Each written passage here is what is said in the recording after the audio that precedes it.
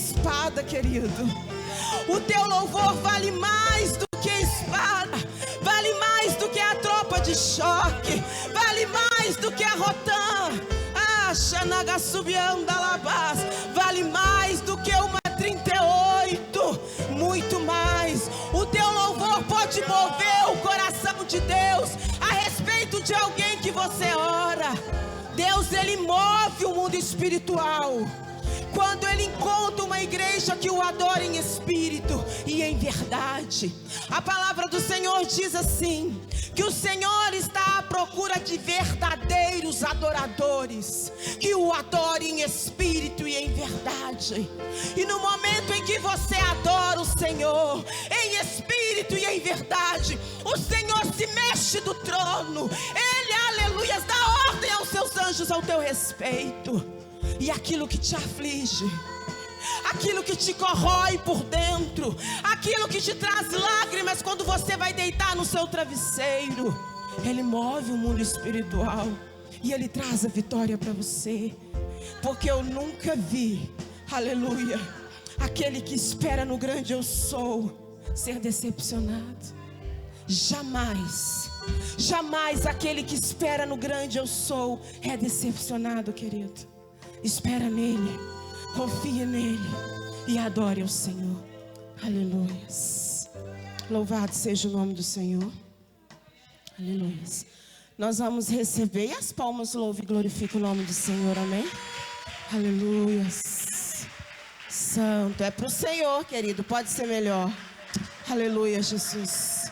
Tu és santo, tu és santo. Nós vamos receber agora nesta manhã a preleitora, amém? Aleluia. Eu não sei se você recebeu, querido, mas eu recebi. Aleluia. Glória seja dada o nome do Senhor. Aleluia. Nós temos aprendido que nós temos que aprender a amar quem está aqui em cima para trazer a palavra do Senhor. Porque não é a Emily que vai trazer a palavra, é o Espírito Santo de Deus que conhece o seu e o meu coração. Porque somente Ele sonda os nossos corações e sabe do que nós precisamos. Não do que nós queremos, mas do que nós precisamos ouvir dEle. Amém? Nesta manhã. Estenda suas mãos para cá, vamos orar por ela. Amém? Pai querido, nesse momento nós colocamos a Tua filha diante do Senhor. Pai, nós pedimos ao Senhor que venha fazer da Emily nesta manhã, Pai, um instrumento vivo e eficaz na sua mão. Deus querido, cobre ela com teu sangue, esconde ela atrás da tua cruz, cobre ela com teu manto sagrado, venha colocar ela e o lar dela, Deus, invisíveis ao ataque do nosso adversário. Ó Deus, e que ela venha ser usada de maneira sobrenatural, que o Senhor venha surpreendê-la nesta manhã aqui nesse altar, e que ela não venha falar nada dela mesma, mas venha falar do que o Senhor já colocou no coração dela. Usa ela nesta manhã de uma maneira grandiosa, Pai. É o que nós te pedimos e nós te agradecemos em nome de Jesus. As palmas louvam o Senhor, amém?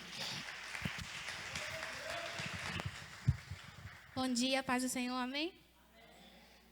Hoje foi porção dobrada, gente. Desculpa minha voz se estiver ruim.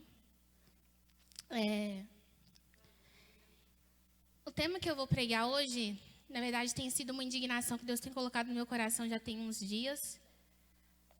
Obrigada. Que é sobre a relevância da igreja. O tema é uma igreja relevante. Nós podemos medir o tanto que uma igreja é relevante baseada em como a sua vizinhança, em como sua família, em como a sua sociedade foi transformada. Então, se nós não vemos mudança na nossa família, se nós não vemos mudança na nossa própria casa, na nossa igreja, na nossa vizinhança e na nossa sociedade, quer dizer que a igreja não está sendo uma influência. Ela não está sendo relevante. E quando eu leio a igreja primitiva, quando eu vejo Jesus, o seu ministério aqui na terra, e eu olho para a igreja hoje, eu vejo um grande contraste. Porque onde Jesus ia, nada ficava do mesmo jeito. Por onde Jesus passava, tudo era transformado. A sociedade era transformada, Jesus mudou a história, os discípulos mudaram a história. E eu vejo o que nós estamos fazendo para mudar a história. Nós vamos apenas passar pela história, nós vamos marcar a história. Nós vamos apenas conformar com essa sociedade, nós vamos transformar a sociedade. Nós vamos apenas ser mais um na multidão que só frequenta uma igreja, só ocupa um lugar no banco, ou realmente nós vamos ser embaixadores do reino de Deus? Porque eu acho muito fácil a gente chegar e cantar aqui que teu reino vem, só que o reino primeiro tem que vir na sua vida. E o reino ele é estabelecido por leis, por normas. Será que o reino de Deus realmente está governando na sua vida? Foi deixado um padrão pelos discípulos, um padrão do que é o verdadeiro evangelho. E eu vejo que a igreja cada vez mais está abaixo desse padrão. Essa Bíblia aqui, ela foi escrita por uma tinta vermelha. E essa tinta vermelha foi o sangue de Jesus na cruz. Essa capa aqui, ela foi revestida por uma tinta vermelha. E essa tinta vermelha foi o sangue dos mártires que morreram para trazer esse evangelho até nós hoje. Não existe evangelho sem sacrifício. E o que você tem sacrificado por Jesus? O que você tem sacrificado para que esse evangelho continue reinando? Porque Deus nos incumbiu um reino. Ele foi para o céu, deixou os discípulos cumpriram o seu papel. Paulo cumpriu o seu papel. Todos os mártires até aqui cumpriram o seu papel. E nós hoje, estamos cumprindo o nosso papel? Então hoje eu quero falar sobre 5 pontos que faz ou ajuda a igreja a ser relevante nos dias de hoje. E o primeiro ponto é: cristianismo sem o reino de Deus é apenas uma religião morta. E eu queria que quem tiver a Bíblia abrisse em Mateus 4, 17.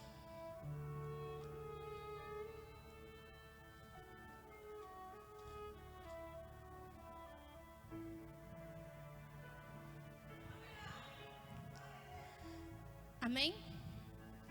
Fala assim, o 17. A partir desse tempo, Jesus começou a pregar e a dizer: arrependei-vos, pois é chegado o reino do céu. E no 23, no mesmo capítulo, fala assim: E Jesus foi por toda a Galileia, ensinando em suas sinagogas, pregando o evangelho do reino e curando todas as espécies de enfermidades e todas as espécies de doença entre os povos. Agora você vai no capítulo 9, no mesmo livro, Mateus 9:35.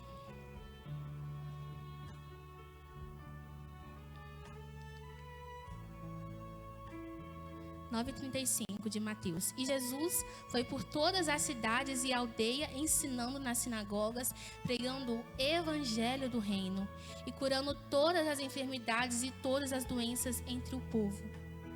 Agora, um capítulo para frente, 10, 7 e 8. Versos 7 e 8. E enquanto forem, pregai dizendo: o reino de Deus tem se aproximado. Curai os enfermos, purificai os leprosos, ressuscitai os mortos, expulsai os demônios, de graça recebestes e de graça dai. E o último livro é Lucas 10.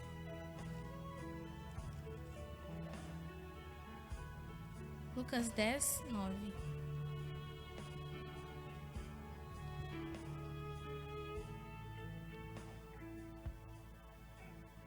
Lucas 10, 9. E curai os enfermos que houver nela, e dizer-lhes: é chegado o reino de Deus.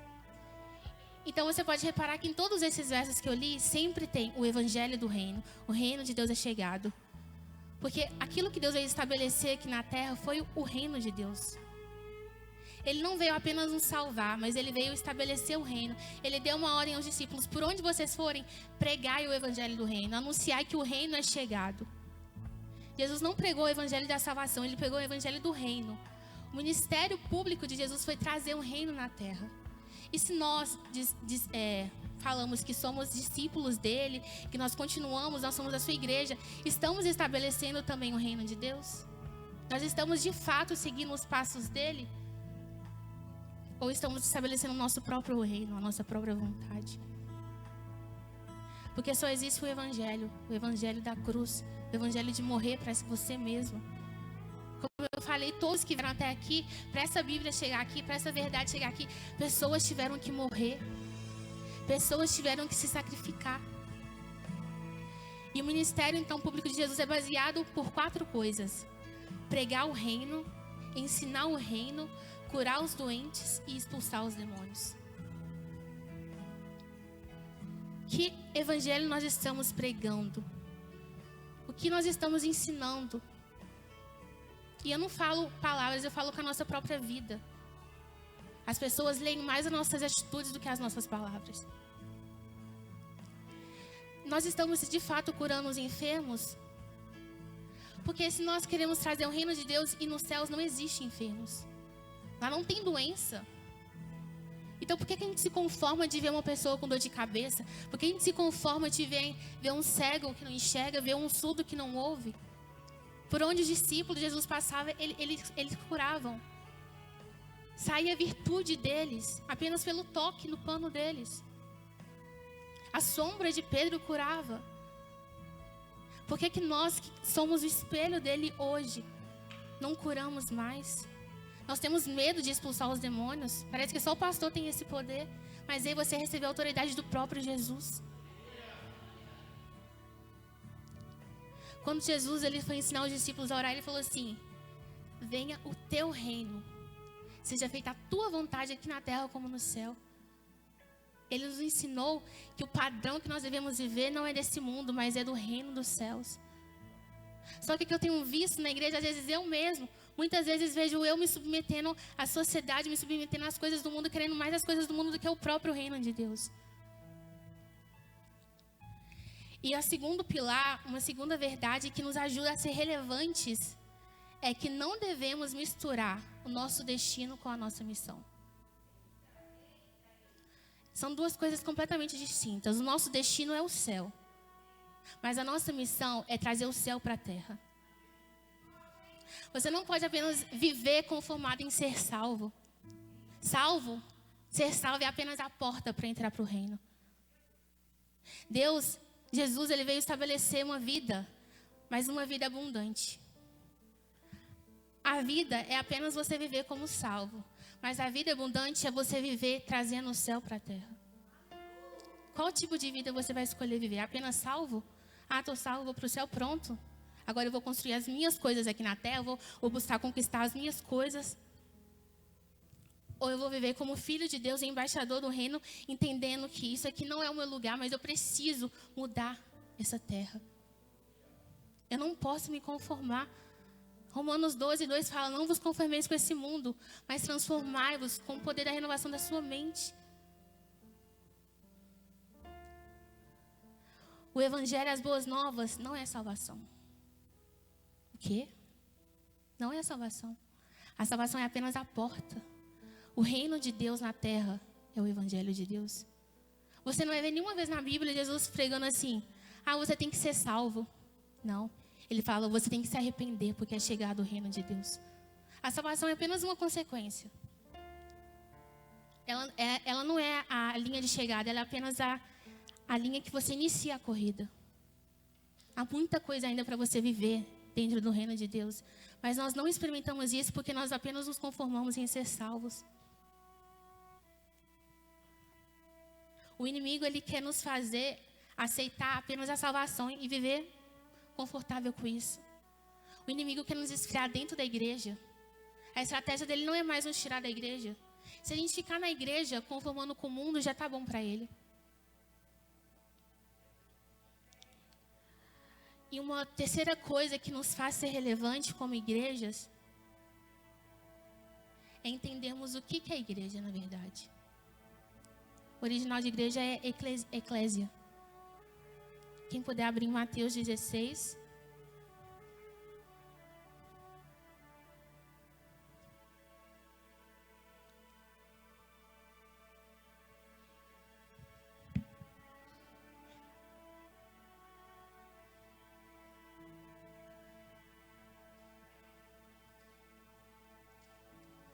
Mateus 16, 13. Vindo Jesus às regiões de Cesareia de Filipe, perguntou aos seus discípulos, dizendo: quem dizem os homens que eu sou? O Filho do Homem sou. E eles disseram: alguns dizem que é João Batista, outros Elias e outros Jeremias, ou um dos profetas. Disseram-lhe ele: mas vós, quem dizes que eu sou? E Simão Pedro, respondendo, disse: tu és o Cristo, Filho do Deus vivo. Aqui eu acho muito interessante que Jesus primeiro perguntou: o que as pessoas pensam de mim? E depois ele pergunta: mas o que vocês pensam de mim? Porque a gente não pode se levar a deixar pelo que as pessoas sabem e conhecem de Deus. Você tem que procurar conhecer Deus por você mesmo. Você não pode viver as experiências das pessoas. Você tem que procurar viver a sua própria experiência. Sabe, Deus não estava interessado pelo que as pessoas diziam sobre Ele. Ele estava interessado no que os seus próprios amigos, os seus discípulos diziam quem Ele era. E aqui Pedro recebe uma revelação do alto de Deus, dizendo: tu és Cristo, o Filho do Deus vivo. E Jesus respondendo disse-lhe: abençoado és tu, Simão Bar-Jonas, pois carne e sangue não revelasse isso a ti, mas o meu Pai que está no céu. E eu também te digo que tu és Pedro, e sobre esta rocha eu edificarei a minha igreja, e as portas do inferno não prevalecerão contra elas. Pedro no original é Petros, que é pedaço ou fragmentos de rocha. E aqui Jesus está dizendo sobre essa pedra, que pedra? A afirmação que Pedro disse sobre Jesus. Afirmação, qual afirmação? Tu és Cristo, Filho de Deus vivo. Então, Deus estabeleceu a igreja em Jesus. Jesus é o fundamento. E de fato nós estamos vivendo baseados em Jesus, porque se nós vivêssemos como Jesus, nós devíamos estar fazendo tudo o que Ele fez, pregando o Evangelho, curando os enfermos, expulsando os demônios. Nós temos feito isso? A nossa família foi mudada, a nossa sociedade, a nossa vizinhança viu mudança primeiro em nós. Ou nós estamos conformando com o mundo? Eclésia é uma palavra grega, né, que significa igreja, significa aqueles que são enviados ou aqueles que são chamados de dentro para fora. Só que hoje eu queria dar um novo significado, que é o que na verdade Jesus queria dizer aqui quando ele estava falando isso. Porque Jesus, não sei se vocês já repararam, ele pregava e falava muito através de parábolas. E aqui, quando ele usou essa palavra eclésia, ele queria dizer uma palavra, ele queria fazer uma comparação. E eu achei uma definição perfeita sobre a eclésia, então eu vou ler para a gente. No tempo de Jesus, a eclésia era um grupo de cidadãos romanos, chamados para uma missão especial entre os povos conquistados, a fim de implantar uma cultura e estabelecer o reino que eles representavam no território onde eles eram enviados. Há uma semelhança muito grande com a igreja. Jesus, quando ele quis dizer eclésia, ele quis dizer que nós também seríamos esses cidadãos do céu, que por onde nós passamos, nós não apenas ocupar um lugar, nós iremos conquistar esse lugar. Nós não fomos chamados apenas para ser mais um na multidão, apenas ocupar mais uma pessoa no IBGE de cristãos. Nós não fomos chamados para isso. Porque se Jesus precisou de só apenas 12 para mudar a história, então a história já tinha que ter sido mudada, porque existe mais de 60 milhões de cristãos só no Brasil. E por que a história não foi mudada? Porque eles não estão vivendo o verdadeiro evangelho. Eles não estão vivendo o reino. Então eles conquistavam o território pela força. Conquistar um território era muito fácil para os romanos, porque eles eram bons em guerra. Só que o quê? Conquistar o coração das pessoas que era difícil. Implantar uma nova cultura que era difícil. Então o quê? Essa eclésia, ele foi chamado para influenciar e conquistar o coração das pessoas. Assim, a estratégia da Roma era utilizar a eclésia para esse segundo nível de conquista. O primeiro nível de conquista era conquistar o território. Mas o segundo nível de conquista era conquistar o coração das pessoas. Portanto, quando Jesus falou sobre o estabelecimento da igreja, ele não estava falando nem muito menos de uma religião e nem de estabelecer um prédio. Quando Jesus falou assim, eu vou estabelecer uma igreja, ele não estava dizendo de estabelecer 4 paredes. E nem muito menos uma religião. Ele estava falando de um grupo de pessoas que funcionariam na terra como agentes do seu reino para conquistar territórios. Nós somos chamados para conquistar territórios. E quando nós estabelecemos o reino, como eu falei, o reino vem com regras, vem com normas. Fomos chamados não apenas para viver nessa terra, mas conquistá-la. Deus, quando ele criou o Éden e criou todas as coisas, ele chamou o homem para reinar e governar sobre todas as coisas. Só que as coisas estão agora governando sobre o homem. O homem não está conseguindo mais controlar as coisas. O dinheiro tem sido maior que o homem. O celular tem sido maior que o homem. As redes sociais, a Netflix tem sido maior que o homem. Nós não estamos conseguindo controlar as coisas dessa terra. As coisas dessa terra estão nos controlando. A ansiedade está nos controlando. O medo está nos controlando. E nós fomos chamados para reinar sobre tudo isso. Jesus, ele não era perfeito. Ele não veio como Deus. Ele se esvaziou de tudo. Ele sentiu as mesmas coisas. Ele sentiu ansiedade. Ele sentiu medo. Mas a diferença é que Jesus não deixou se levar pelo medo. Jesus não se deixou levar pela ansiedade.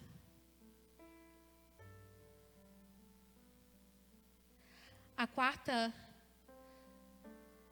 coisa que nos faz ser relevantes como igreja nessa terra é entender que nós temos uma chave liberada por Deus. A chave do reino, que está lá em Mateus 16, 19.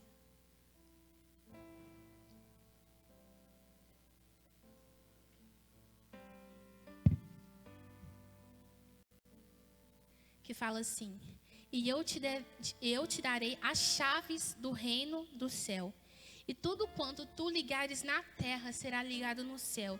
Tudo quanto tu desligares na terra será desligado no céu. Então, Deus, além de estabelecer uma igreja em Jesus, Ele nos deu uma chave. E essa chave não é a chave da salvação para a gente entrar no reino. Essa chave, ela é composta de acesso, autoridade e influência. Deus te deu uma chave que você pode acessar os céus a qualquer instante. Deus te deu uma chave que você pode trazer a autoridade, obter a autoridade de Jesus e curar os enfermos e expulsar os demônios. Deus te deu uma chave de influência para que aonde quer que você vá, na sua família, na sua vizinhança, na sua própria igreja, ou por onde você for, você exercer influência e não ser influenciado.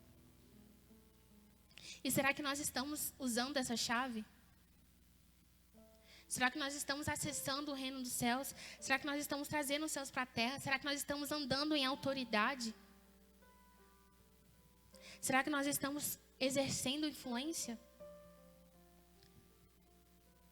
Jesus não nos dá as chaves para entrar no reino. Ele nos dá as chaves para andar em autoridade, andar em influência. Poder estabelecer o céu na terra. Abre lá em Lucas 10, 19.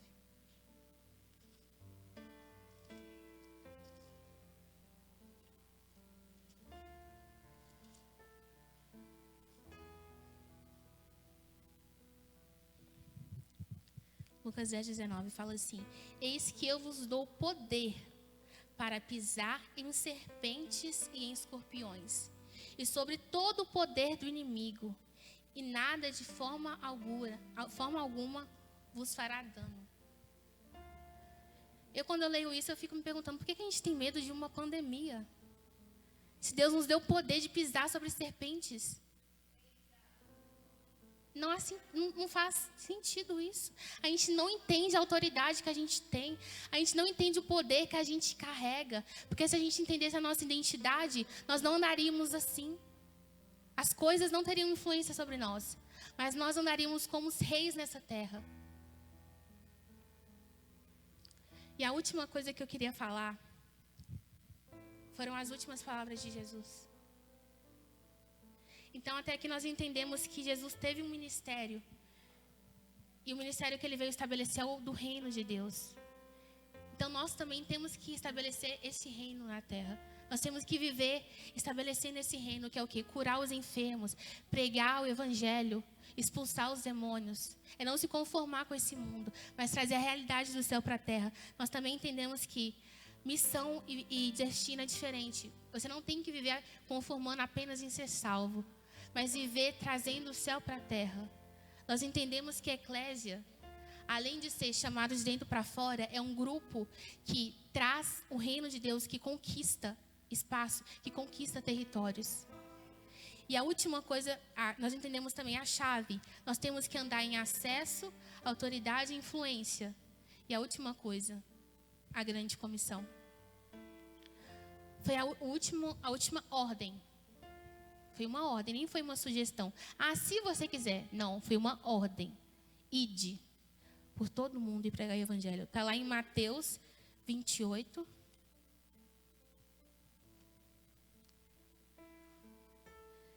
(28) 18 ao 20.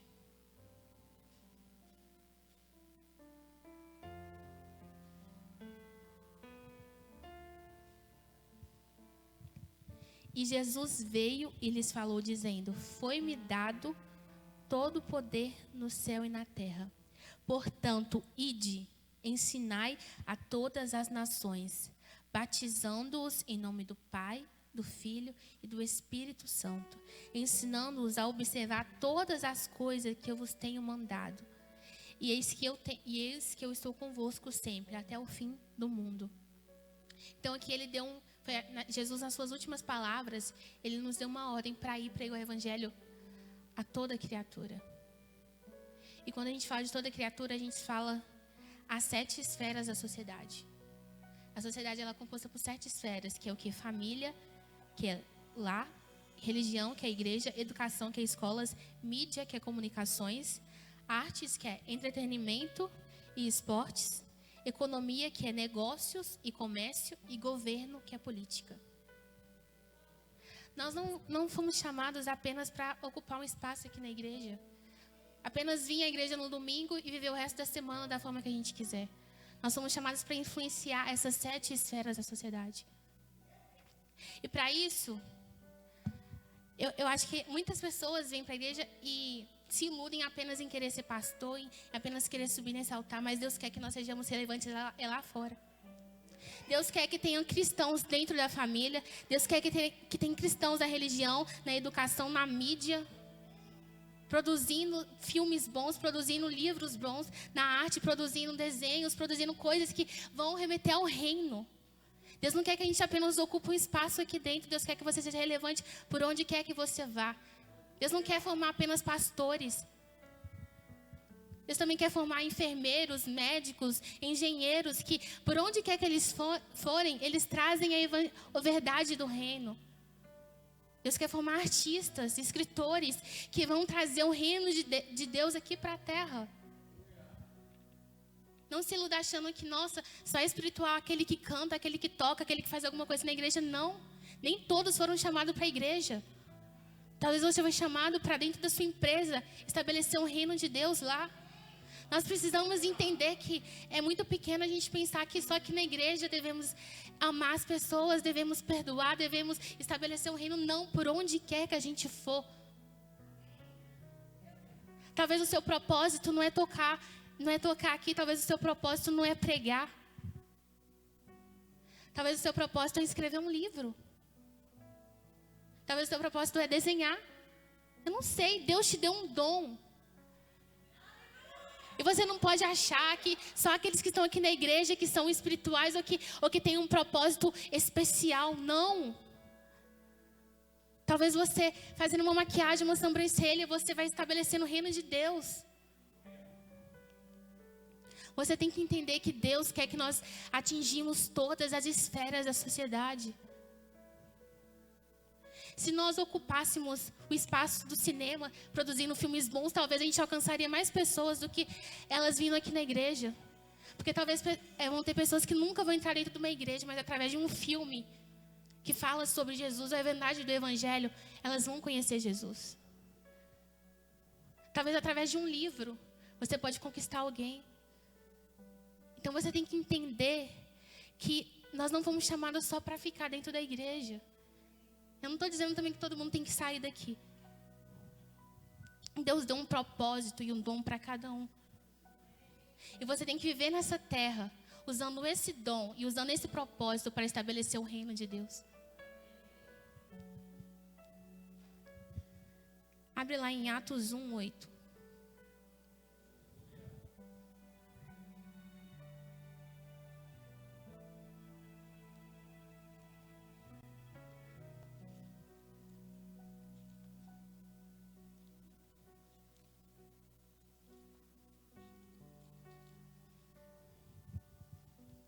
Atos 1:8 fala assim: mas recebereis o poder quando vier sobre vós o Espírito Santo, e sereis as minhas testemunhas, tanto em Jerusalém.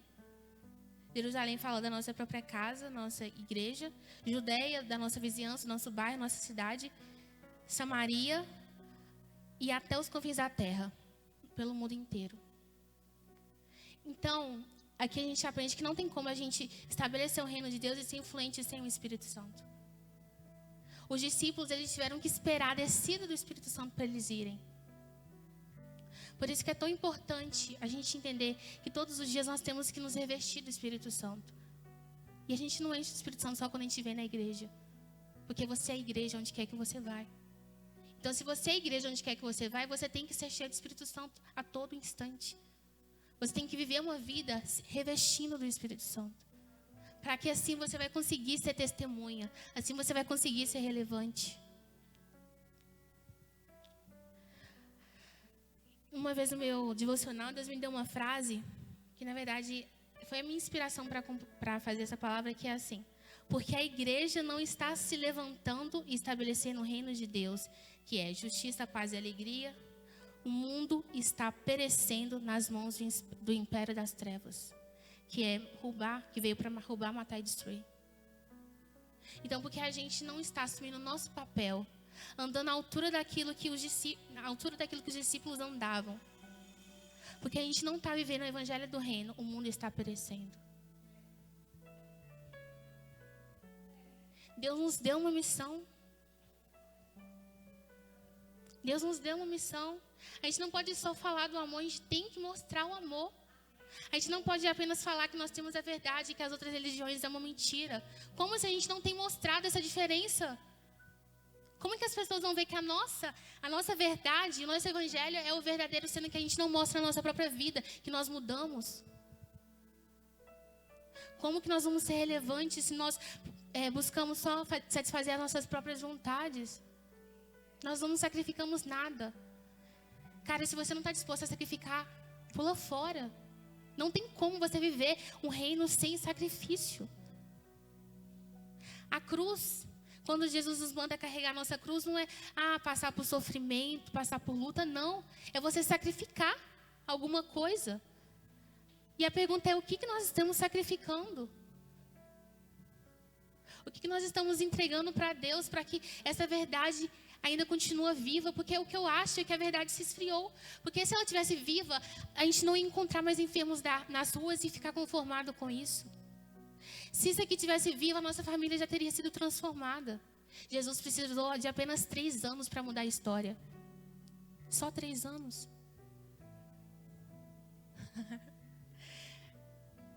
E o que nós temos feito? Tem pessoas que têm mais de 10 anos de convertido e nunca fez nada por Deus, nunca sacrificou nada por Deus.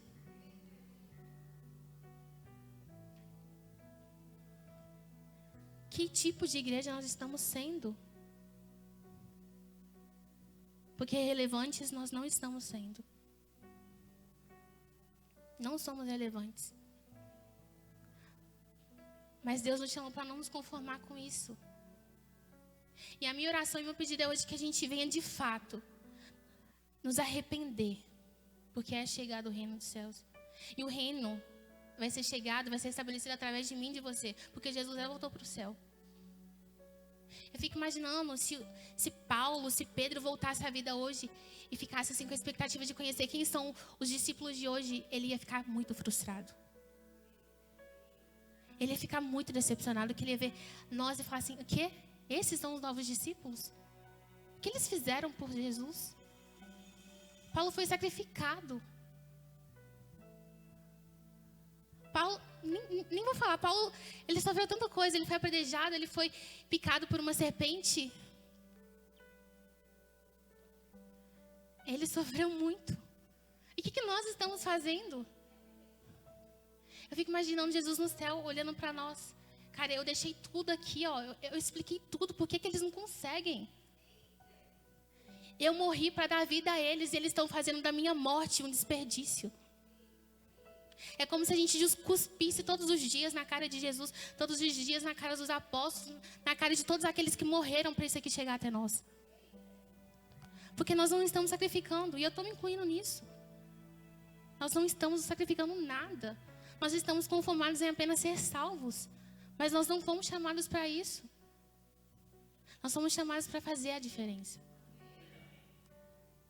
E eu espero que essa palavra venha ser para te despertar, para você não apenas viver conformado em ser salvo, mas viver verdadeiramente como embaixador de Cristo, como uma eclésia. Um grupo celestial que veio para estabelecer um reino aqui na terra. E era isso que eu queria falar. Amém? Deus abençoe.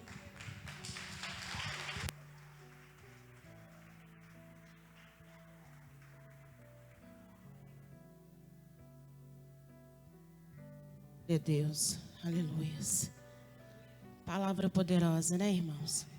Que nós verdadeiramente devemos ser embaixadores de Cristo na face dessa terra, amém? Que nós venhamos ser a carta de Cristo, carimbada por Cristo, para que o mundo venha nos ler. Que nós venhamos dar um bom testemunho e que venhamos agradar o coração do Pai, amém? Vamos colocar de pé, vamos estar orando. Parabéns, viu, Emily, pela palavra. Que o Senhor continue te abençoando poderosamente. Mais e mais. Exemplo em casa você tem, né? Gracinha. Aleluias. Vamos fechar nossos olhos. Vamos pedir ao Senhor que carimbe, né? O carimbo de sangue. Que nós venhamos ser uma carta linda, que o mundo possa nos ler e possa se arrepender quando nos ler, amém? Que nós não venhamos ser somente uma carta, mas uma carta de Cristo, carimbada com o sangue dele. Aleluias. Pai querido, nesta manhã nós te agradecemos por esse privilégio de estar na tua presença. Deus, muito bom estar na tua presença. Pai querido, que nós venhamos ser verdadeiramente, Pai, embaixadores do Senhor. Que nós venhamos honrar o teu nome na face dessa terra. Deus, que nós não venhamos conformar com este século, mas que nós venhamos, ó Deus amado, transformá-lo. Que nós venhamos ser a carta, Pai, que o mundo possa ler e se arrepender. Ó Deus, que o Senhor continue conosco aqui nesta manhã. Pai amado, que o Senhor venha de encontro a cada coração. Pai, que o Senhor venha nos conduzir aos nossos lares nesta manhã. Nos dê um restante de domingo na tua presença. Ó Deus, repreendendo tudo que não é do Senhor. Tudo que não glorifica o teu santo nome. Deus querido, em nome de Jesus. Estenda as suas mãos, amém? Vamos dar a bênção apostólica. Que o amor de Deus, que a graça, aleluias, consolação do Espírito Santo, seja convosco hoje e para todos sempre. Amém? E para você que estava nos assistindo, à noite teremos outro culto. Amém? Fica à vontade para estar junto conosco. Amém? Que o Senhor te abençoe com toda sorte de bênçãos. Amém.